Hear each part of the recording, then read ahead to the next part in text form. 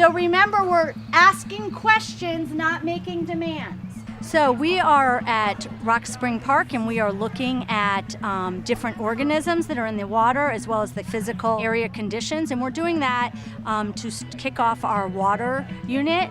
Most people just throw their trash thinking it'll wash up into the sewers, but it goes out to the Chesapeake Bay. Even though we don't physically live in the bay in Arlington, we actually impact the bay based on the types of activities we do in and around streams. We're testing like how much dissolved oxygen is in the water, because aquatic animals need dissolved oxygen to survive. We're taking the temperature of the water from upstream, and over there we did downstream. I think it's important because we get to see how we're affecting the environment. We're doing a test for oxygen, a test for the pH, a test for the phosphate, a test for the temperature and the turbidity, and then nitrate. For the chemical station, we're measuring the pH levels, and it's important because too much acid can kill off the plants and the wildlife.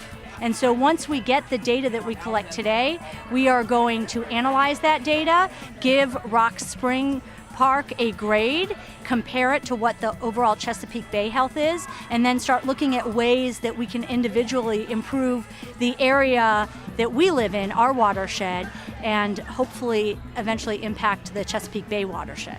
I think it's important for the kids to get more connected with nature and with the environment, and to see what impact their lifestyles can have in the watershed and in the creek, and how they can do better in keeping it and protecting our environment. So we're taking pictures with the eye touches. So we're taking a picture of erosion right now.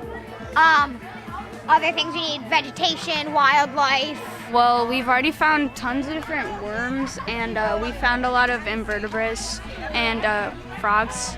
I think it's great to learn and to live through the experience of the science, and to see it firsthand, and to understand what they're learning in the classroom and apply it in the real world. We often are in classrooms talking about things that happen, but to have students actually doing field study and taking the data that they do during the field study, analyzing it, and seeing that the real-life application of things that we discuss in the classroom actually impact the world around us is one of the reasons we decided to physically take the students to the stream. Well, I think it's better than being in a classroom because there's a lot of pollution. It's kind of dirty, so I guess we get to see what it really looks like. Well, I think it's important to be outside because I think it's better than staying in the classroom. Well, you can look at the sources of pollution and what happens, and in the classroom you learn about it, but you don't really do anything like that you can help the water. We think it's an opportunity that many of them don't have, and we want to make sure our students see themselves as scientists, not just the people that they hear and read about in textbooks.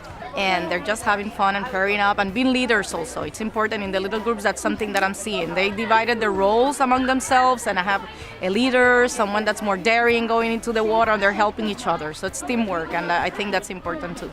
And our hope is that as we start discussing opportunities that they have to make their neighborhood a better place, they'll see that they can actually impact the health of their environment. Well, if we don't keep our earth together, most people think, oh, well, I'm not going to be alive then. Well, think about our children, our great-grandchildren. Protect the watershed!